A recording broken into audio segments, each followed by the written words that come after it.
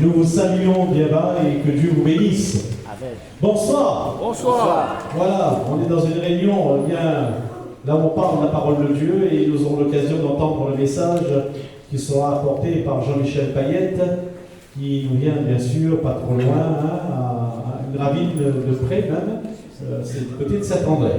Je vais demander à notre frère de venir et c'est lui qui portera le message, c'est notre frère Jean-Michel Payette, que vous connaissez. Que Dieu bénisse. Voilà, bonsoir à tous et à toutes. Voilà, heureux de partager ce moment avec vous. Merci à Georges pour l'invitation. Voilà, un jour on va le faire traverser le pont de la rivière Saint-Jean.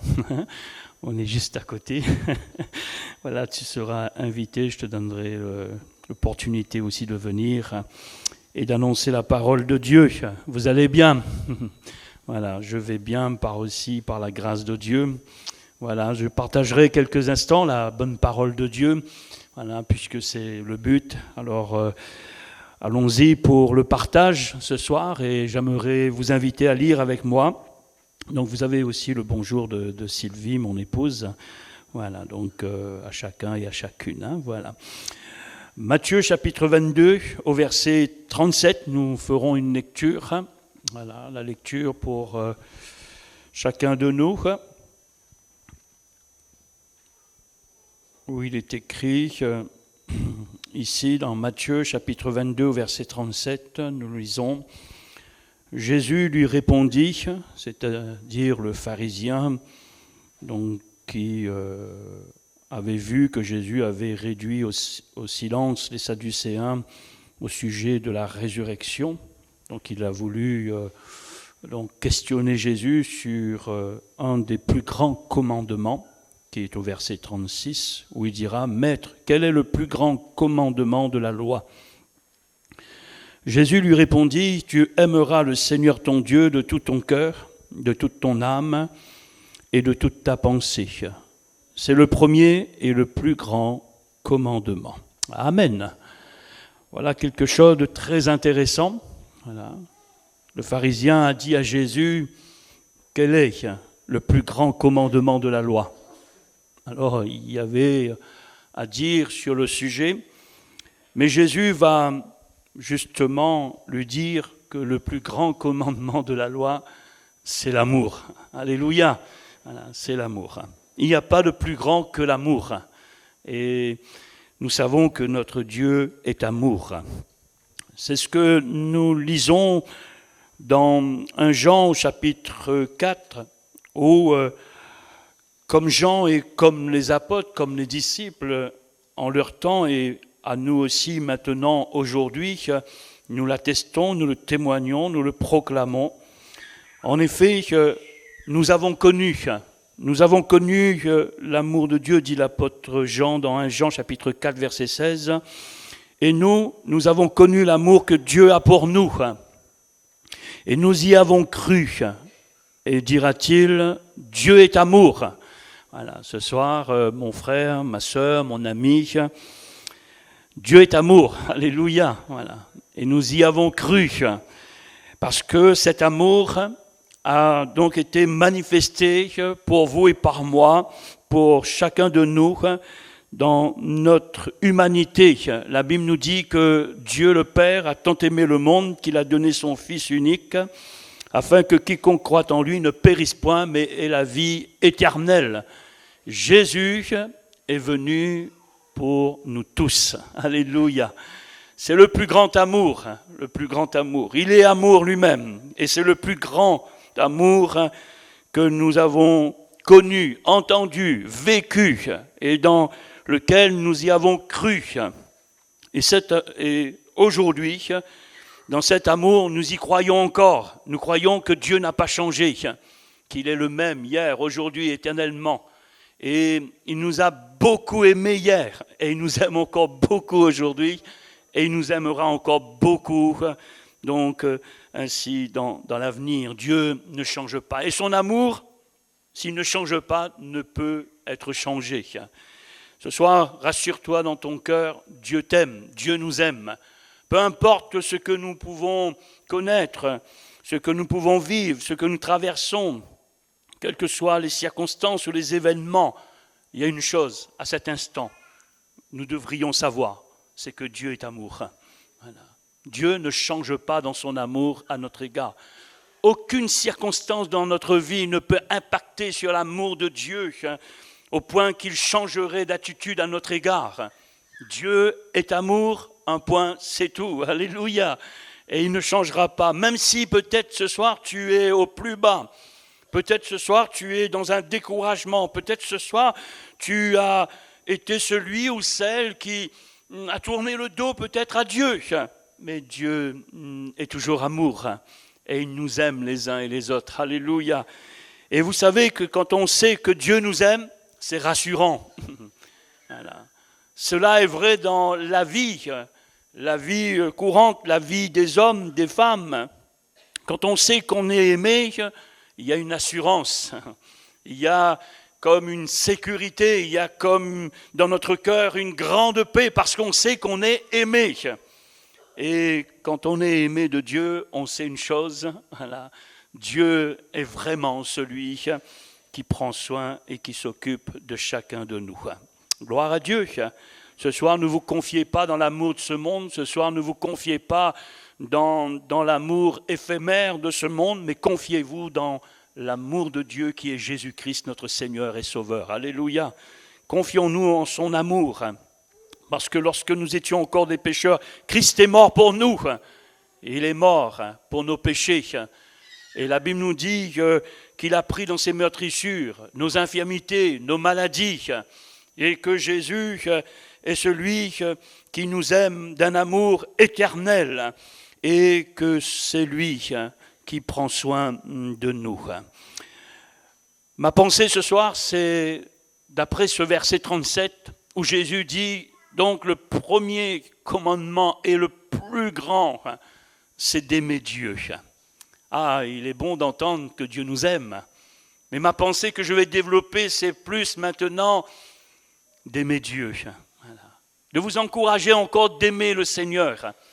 C'est important d'aimer, n'est-ce pas? C'est important d'aimer. D'aimer le Seigneur, c'est ce que Dieu attend, c'est ce que le Seigneur attend, c'est ce que le Seigneur a répondu à ce pharisien. Tu veux connaître quel est le plus grand commandement? Alors aime Dieu.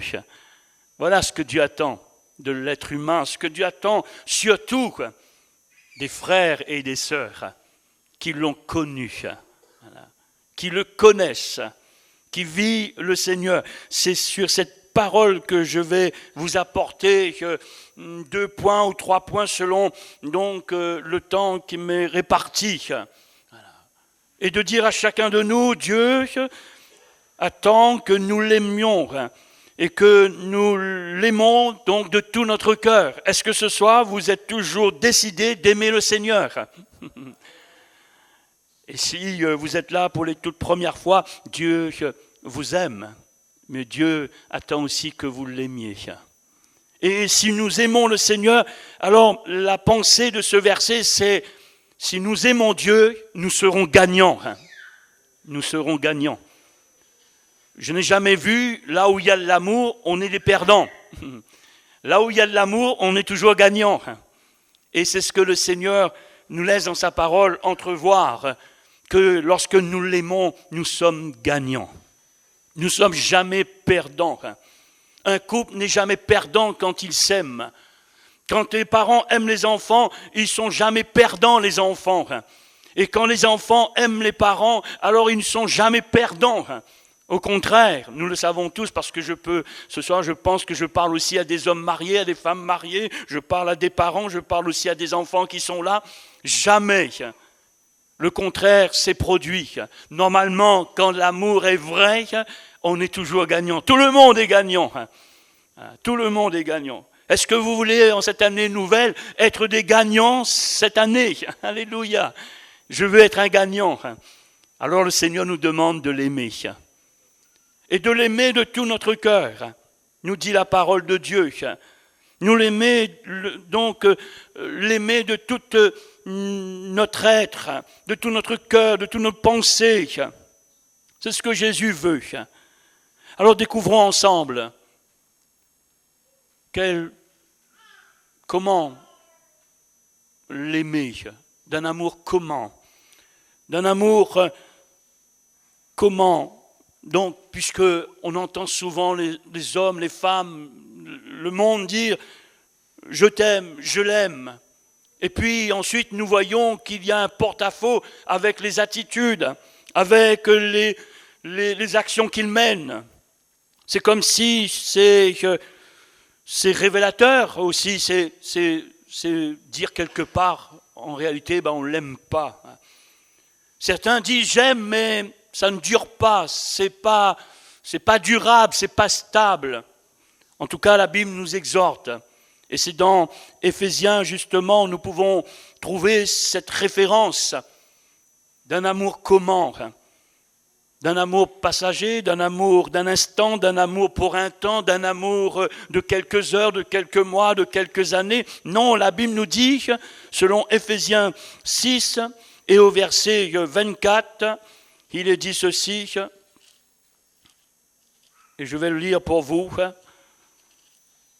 Il est dit que la grâce soit avec tous ceux qui l'aiment. Nous lisons bien là, le plus grand des commandements, c'est d'aimer Dieu. Écoutez, que la grâce soit avec tous ceux qui aiment. Qui aiment qui? Qui aiment notre Seigneur Jésus-Christ. Et d'un amour comment? Inébranlable. C'est-à-dire une définition toute simple du dictionnaire, durable, stable. Et c'est dans ce genre d'amour que nous devons aimer Dieu. Permettez-moi de temps en temps de le ramener à nous. Comment doit-on aimer notre épouse ou notre époux et nos enfants? D'un amour durable, d'un amour stable, d'un amour inébranlable. Je ne vous oblige pas de dire Amen, mais nous pouvons dire Amen. Amen. Voilà comment nous devons aimer Dieu d'un amour vrai, sincère, profond et dans le temps durable, stable. Où cet amour, chez vous, chez moi, n'aura besoin d'aucun élément extérieur pour l'amplifier, pour arriver à un amour que nous voulions. Non, mais cet amour que Dieu déverse par le Saint-Esprit dans nos cœurs, c'est un amour qui n'a besoin de rien qui vient de l'extérieur. Cet amour est suffisant. Cet amour répond à tout. Cet amour est suffisant pour vous et pour moi. Nous n'avons rien ajouté à cet amour si nous le vivons. Et si avec cet amour nous aimons le Seigneur, alors cet amour est suffisant pour faire de vous et de moi des hommes heureux, des femmes heureuses, des foyers bénis, des parents bénis, des enfants bénis, une église bénie, alléluia, d'un amour inaltérable. Alors le premier point, quand on aime le Seigneur dit ceci, je me ferai connaître à lui. C'est intéressant d'aimer le Seigneur, n'est-ce pas? Voilà. On a vu déjà d'un amour comment, mais maintenant, le Seigneur nous dit ici que ceux qui l'aiment, il se fera connaître. Il se fera connaître. Quand j'ai rencontré Sylvie, j'ai commencé à l'aimer. Et qu'est-ce qui s'est passé dans cet amour réciproque? On s'est fait connaître. On a fait connaître son cœur. On a commencé à faire connaître ses pensées. Et jusqu'aujourd'hui, on partage le même amour. On partage encore ce même amour. Et si cela est vrai entre un homme et une femme, entre donc des parents et des enfants et les parents et une église, parce que quand on est aimé et quand on aime, il y a une chose qui se passe dans notre cœur, c'est de partager ce qu'il y a dans notre cœur. C'est de partager ce qui est dans notre cœur à l'autre. C'est de faire connaître, c'est de révéler. Et c'est ce que Jésus dit.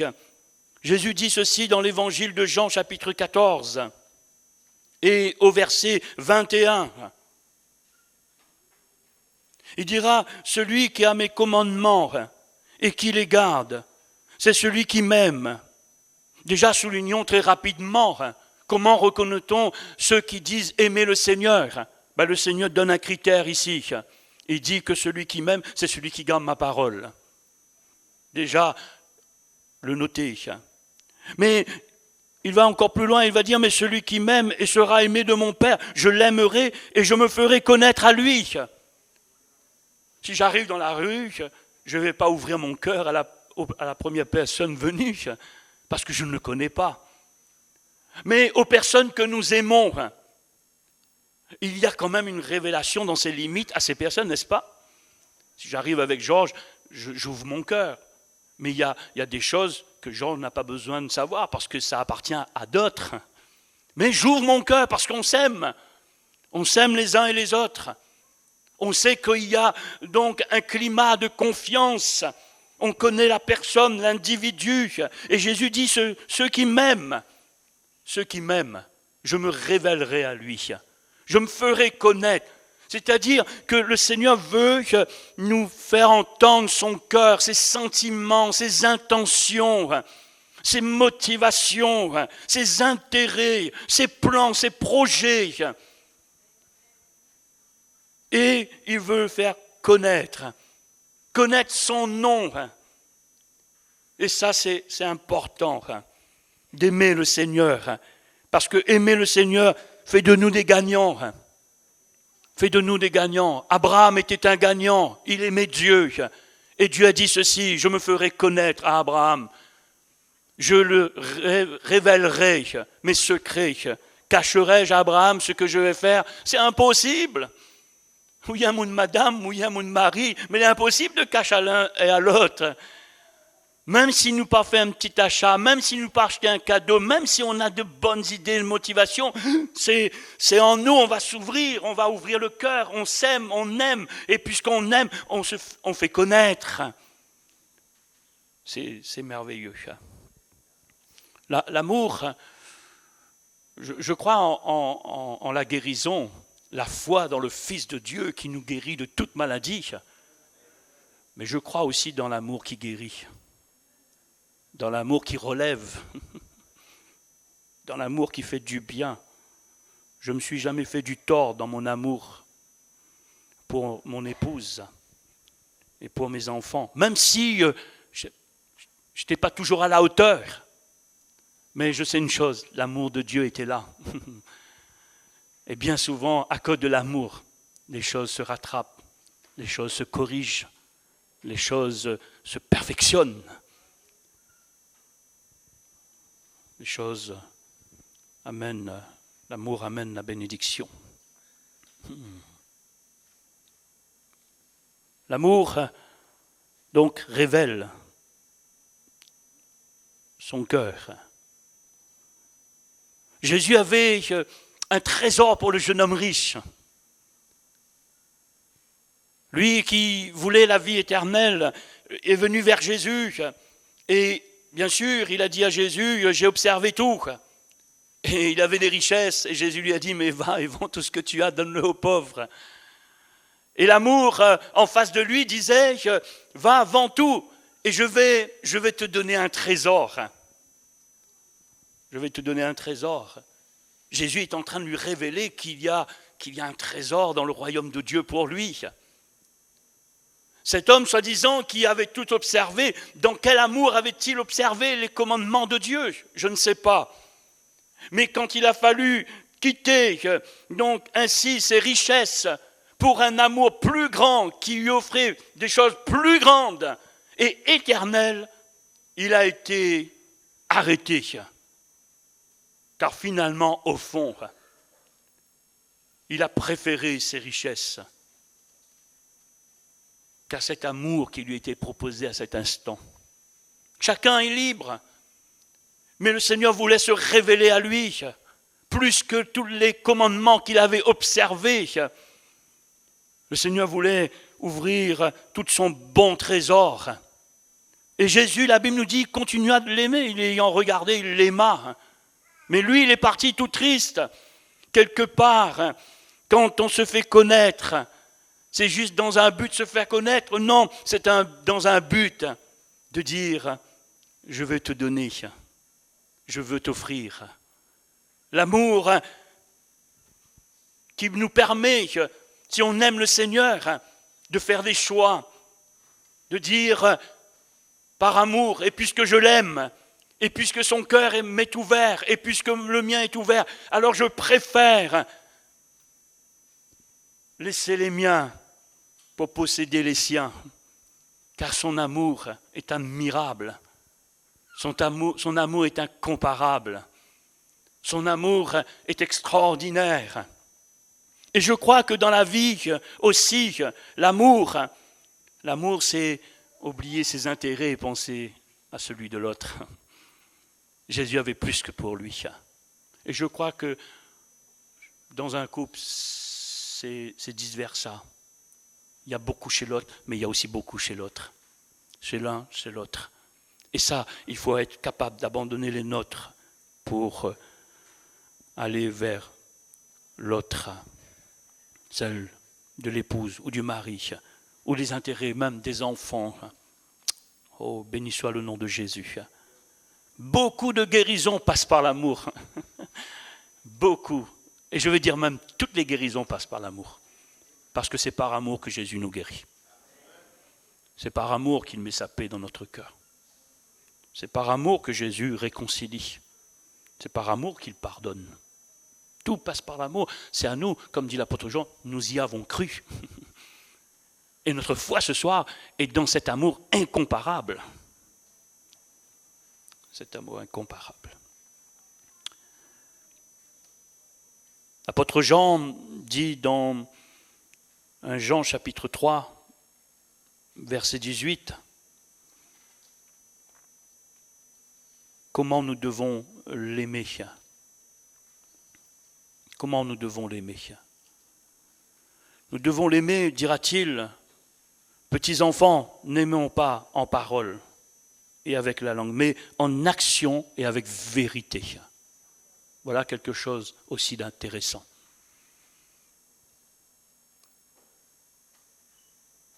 Dire Seigneur, Seigneur, ou dire je t'aime Seigneur, c'est bien. C'est de dire à mon frère je t'aime, à ma sœur je t'aime. De dire à son église je t'aime. De dire à son serviteur je t'aime. C'est bien et il faut le dire. Mais s'il n'y a pas d'action et de vérité, il est préférable d'arrêter de le dire. Voilà. Mais je vous encourage ce soir et nous encourageons en disant, mes frères et sœurs, aimons en parole et en action. Aimons en parole, mais en action et en vérité. L'amour qui aime en parole, nous pouvons le voir chez Jésus. Jésus aimait en parole. Et quand on écoute ses paroles apportent la vie. Et ses paroles sont esprit et vie. Mais Jésus était amour aussi en action. Voilà. Quand il disait, il le faisait, ému de compassion. Ne les empêchez pas de venir à moi. Jésus aimait en action et en vérité. Il est même la vérité qui nous affranchit. Ça fait référence à l'amour. Voilà, à l'amour. Et voilà comment nous devons l'aimer.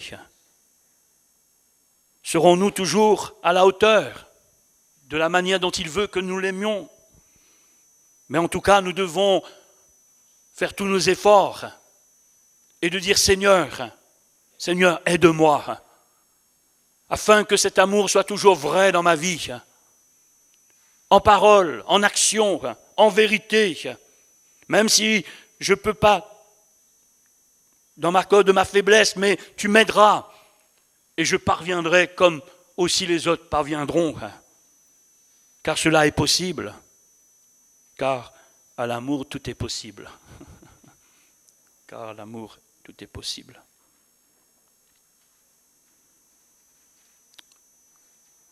On pourrait lire dans le psaume 91, versets 14 à 16, où l'amour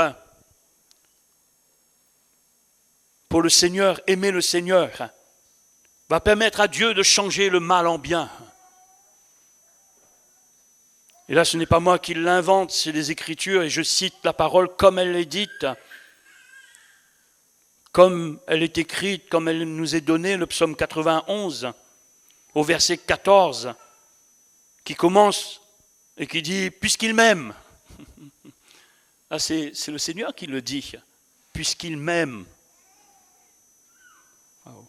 À cet instant, je vous parle, dites à votre place, le Seigneur il aime à moi, hein. Mais il aime le Seigneur aussi. Hein, voilà.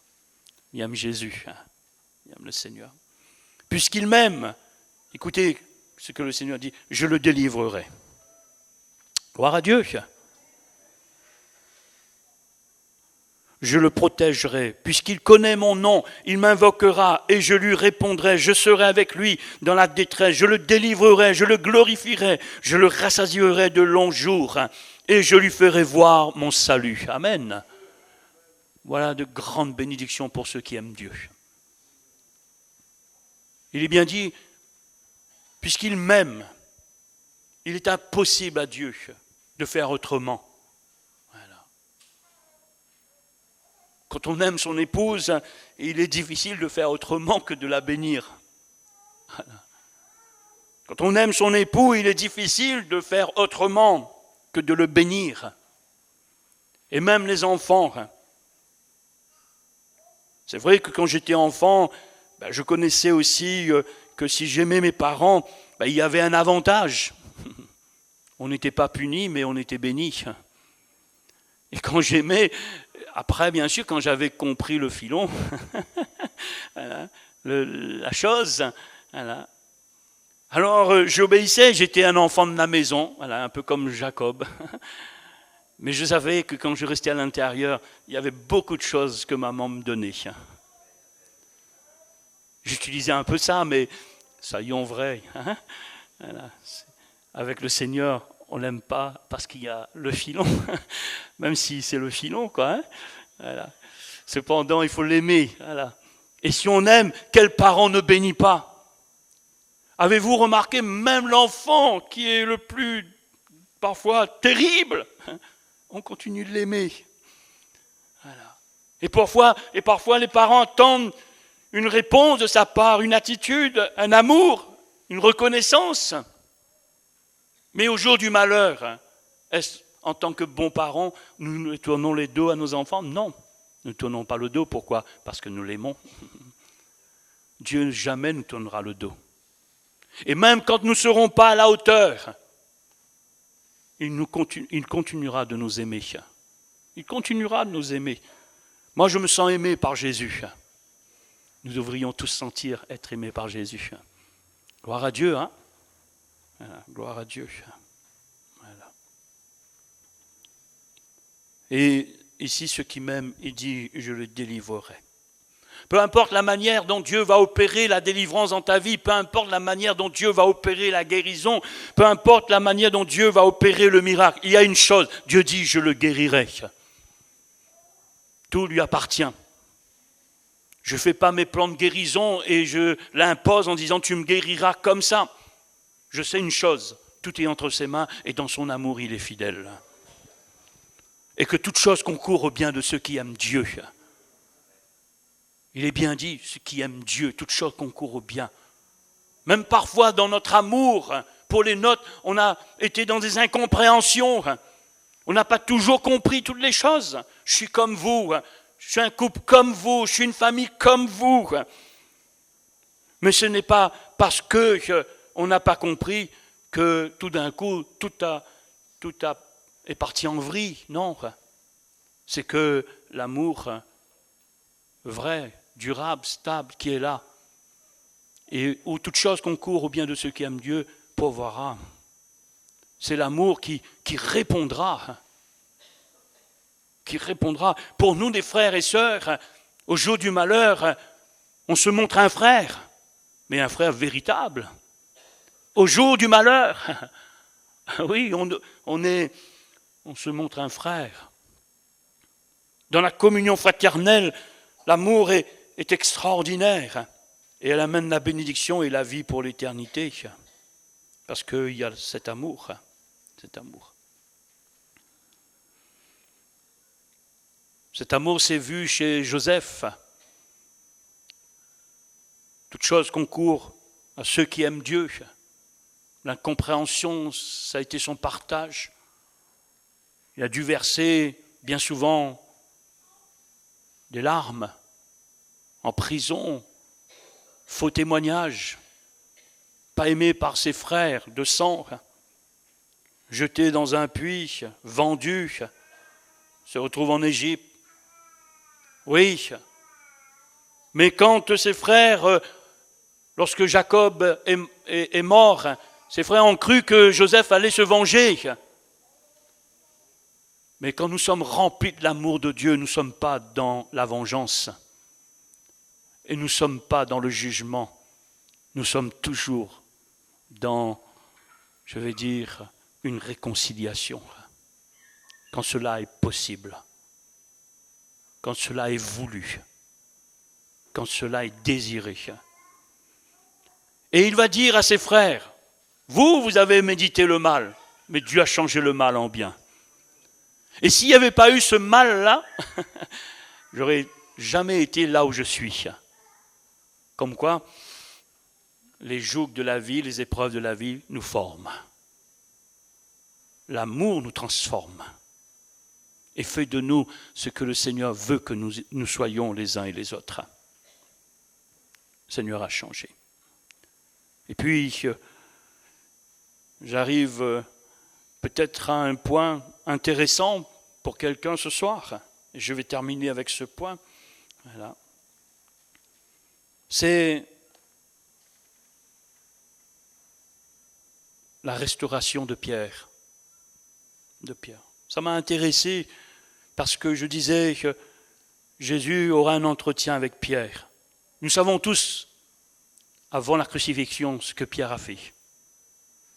Pourtant, c'est un homme, je ne doute pas de sa sincérité. Nous ne devons pas douter de la sincérité des gens parce qu'au fond, il y avait quelque chose de vrai.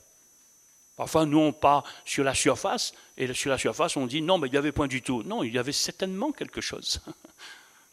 Pour ne pas avoir pris garde, peut-être, il a perdu, mais il avait quelque chose. Et Pierre qui avait renié, Pierre qui va pécher avec les autres parce que c'est déconcertant la situation, il avait renié le maître. Lui, celui qui prend toujours la parole, qui est au devant, et lui qui avait fait des imprécations, et puis voilà, Jésus donc a été crucifié, Jésus est ressuscité, il est dans tout son état. Comment nous ne sommes pas aussi dans certains états parfois, quand nous savons que nous n'avons pas fait les choses comme il fallait faire. Et peut-être cela à tout niveau, quoi. Il est comme il est triste, il est abattu. Certainement, faire face à Jésus, ce sera difficile. Mais quand on aime le Seigneur, quand on n'arrive peut-être pas parfois à s'exprimer ou à venir pour sortir de cet engrenage, pour ne pas aller dans des situations encore plus terribles, alors j'admire Jésus. Pas Pierre, Jésus. C'est que Jésus organise tout. Voyez, quand il y a l'amour, l'amour organise. Elle met des plans en place pour arriver à un résultat. Et le résultat, c'est toujours un bon résultat. Résultat de pardon, résultat de paix. Un résultat de restauration, réhabilité, fortifié. Et Jésus met en place un plan, et un plan, j'aurais voulu être là pour goûter ce poisson frit que c'est lui qui a fait, hein, ce poisson grillé. Voilà. Il a su comment faire, il a mis tout en place. Et je disais hier soir à Cambuston, quand j'ai été rejeté par mes parents pendant 4 années, ça devenait insupportable, habitant dans le patelin familial, tous les cousins, cousines, une rue centrale, d'un bout à l'autre, au moins 1 kilomètre, la rue, cousins, deuxième degré, tout le monde habitait le patelin familial. Ça me faisait mal au cœur. En disant comment je ne vois plus mes parents. La cause, c'était à cause de l'évangile. Alors, j'ai dit, Seigneur, je me lèverai. J'irai. Et j'irai vers mon père, et pas le fils prodigue, hein. Voilà. Même s'il avait tort, je vais prendre tout sur moi, Seigneur. Parce que toi, tu n'avais commis aucun, et tu as pris mes torts, mes péchés, tu as pris mes iniquités. Seigneur, si tu l'as fait, et même à la croix, tu as dit pardonne-leur, car ils ne savent ce qu'ils font. Alors j'irai vers mon Père, et je lui présenterai toutes mes excuses. Et je l'ai fait, mais je l'ai fait dans de bonnes intentions, même s'il ne méritait pas donc ce que j'ai fait, mais je l'ai fait seulement dans un but, que l'évangile ait une percée dans le foyer de mes parents. Et quand je l'ai fait, le Seigneur a permis que la réconciliation se fasse. Quelque chose d'impossible, autrement, l'amour triomphe de tout. Et même s'ils n'ont pas vu les choses, ils connaîtront, dira le livre de l'Apocalypse, que je t'ai aimé et que je t'aime toujours. Et j'ai fait ce pas, et Dieu a amené la bénédiction. Au point qu'aujourd'hui même, ma mère, qui n'est pas encore convertie, m'appelait avant-hier en me disant « Merci de prier pour moi. Parce que le médecin n'en revient pas de ce que mes poumons sont complètement guéris. » Oui, c'est sa foi, c'est sa confiance, mais c'est l'amour. L'amour. L'amour délivre beaucoup de situations. Et Jésus le rencontre. Pierre, m'aimes-tu? Ce que Jésus fait, ce n'est pas de le harceler, ce n'est pas de l'accabler encore, le pauvre, il est vraiment plus bas. Ce qu'il a envie d'entendre, ce n'est pas de remontrance. Ce qu'il a envie d'entendre, ce sont des paroles d'amour. Et Jésus dit, Pierre, m'aimes-tu? Parfois, il m'est arrivé dans certaines situations un peu difficiles et de dire à mon épouse, est-ce que tu m'aimes? Et la même question, est-ce que toi tu m'aimes? Oui, c'est franc. Alors nous allons résoudre ce problème ensemble. Et je bénis Dieu, voilà, puisque dimanche j'ai fêté mes 35 ans de mariage. Je dis Seigneur, garde-nous encore, et que Dieu vous garde aussi. Voilà, que Dieu vous garde. Voilà. Et le Seigneur lui dit, Pierre, m'aimes-tu? Et Jésus va lui dire, Pierre va lui répondre, tu sais que je t'aime. Oui Jésus, je sais que mon amour n'a pas été à la hauteur de ce que tu demandais. Qui d'entre nous a été à la hauteur de ce que Dieu demandait? Peut-être pas. En sincérité, moi personnellement non. Mais je sais une chose, je lui ai déjà dit, et je l'ai dit encore aujourd'hui, tu sais Seigneur que je t'aime. Mon amour n'est pas toujours à la hauteur de tes attentes. Mais ce n'est pas parce que ce n'est pas à la hauteur de tes attentes que tu m'as lâché, tu m'as abandonné, que tu t'es retiré de ma vie. Non, elle n'est pas à la hauteur, mais tu es là pour faire la hauteur, restant ou manquante, pour être cet amour parfait que toi, tu aimes et que tu partages avec nous. Alléluia. Voilà. C'est ce que je disais une fois à une sœur. Ou quand j'étais dans le sud, elle disait l'Église n'a pas d'amour. Je lui dis apporte et donne de la hauteur à ce qui manque. Parce que c'est facile de dire qu'il n'y a pas. C'est comme si on blesse les frères et sœurs en disant ça. Il y a de l'amour. Elle n'est pas toujours à la hauteur. Peut-être le mien un peu plus bas que le tien un peu plus élevé. Mais je crois ensemble, le Seigneur, il donnera de la hauteur à tout cela. Et que Dieu soit béni. Ce soir, je crois que dans son amour, Jésus veut nous guérir. Et guérir notre âme, notre cœur, nos pensées. Et si nous croyons en lui, comme Jean a dit, nous avons connu l'amour de Dieu pour nous et nous y avons cru. Parce que nous avons vu ce Jésus. Et nous savons le bien qu'il a fait partout où il allait dans son amour. Et ses paroles étaient esprit et vie. Et quand il priait pour les malades étaient guéris. Et là où il se rendait, il délivrait ceux qui étaient sous l'empire du diable. Car Dieu était avec lui. Et c'est dans cet amour qu'il est allé à la croix. Pour vous, pour moi. Et ce soir, je crois en cet amour. Seigneur, ton amour n'a pas changé. Tu es celui qui nous bénit, qui nous renouvelle. Alors ce soir, peut-être tu es à un Pierre. Demande au Seigneur de venir en aide. Et sois franc dans ton amour pour lui. C'est ce qu'il veut entendre. Et s'il entend que tu es franc, vrai, même si tu es dans un amour le plus bas, mais le Seigneur va rehausser tout cela. Car c'est un Dieu d'amour. Alléluia. Prions un moment le Seigneur ensemble. Oh, merci Jésus. Merci Père. Comment ne pas aimer le Seigneur qui nous aime dans la vie de tous les jours. Seigneur, comment ne pas aimer celui qui nous aime. Seigneur, bénis-nous ce soir, renouvelle-nous. La Bible nous dit que cet amour est déversé par le Saint-Esprit dans nos cœurs.